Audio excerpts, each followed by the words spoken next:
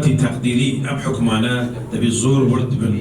و دواکاریش من وقت اما استاندارد دولی پاریس اوکن میدیا بگشتی بله اما متفقین که دبی زانیال کان جا بکنه بابتی امرمان لچارچوی پلانی هریمی بابتی آزادی را در برینه و اما لراسی ده بابتی که گرنگه بنسبت ازمونی اما لحریم کردستان و او آستانگانه و هر او برای پیشچونه که هیا بدرجای سالانی رابردو لم باروا اما لم دعایه دا وکو کابینه نوام لحکومت حریم کردستان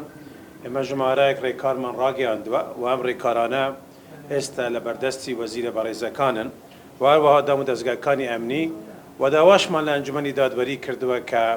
هاوکار بن لم پروساوا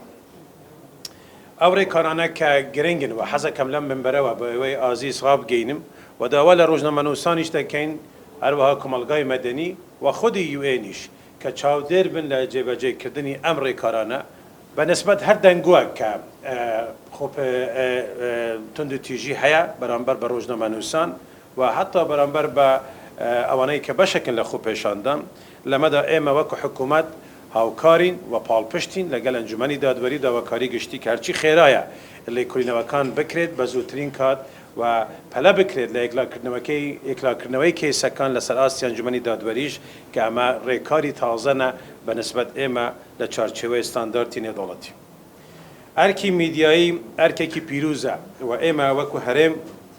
با اوی که امر که جبه بکرد رنمایی من پیوسته امر رنمایانه لوزارتی معنی درده چید وزارتی پیوندی دار بونمونه لم دعایه ده لوزارت روشنبری و لاوان رنمایی تازه من هبوه و او رنمانه همو ابو ابو که امر که پاریس راو بید و هر و بتوانین فضایی که جنگه که آرام لبار بید با اوی آزادی میدیایی لحریم بردوامی بوها بید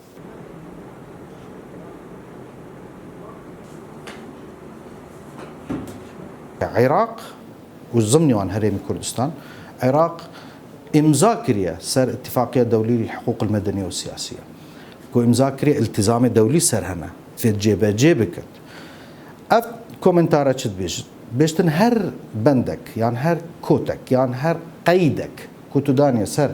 حريه التعبير يعني ازادي رادر برين فيت اف ضوابطتها اف مرجتها تدابن يكم فيت بياساب قانون تدفيت خطاب كراهية نهلي ذات بياسادة تبحثكي قانون دا بحثات بتكرني قانون كوش برلمان تتشريع كرني يا دوي او كوتا يعني او قيدات ذات ضروري بت يعني يا فربت يا بيويس بت السياقة كي ديمقراسي الدستور العراقي ده مادة 38 نصا باش تكفل الدولة حرية التعبير والتظاهر السلمي وحرية الإعلام وقت دستور ده باش تكفل الدستور الشيء باش تعترف بس باش تكفل معناه حكومة ومؤسسات الدولة دفت إجراءاتها بكن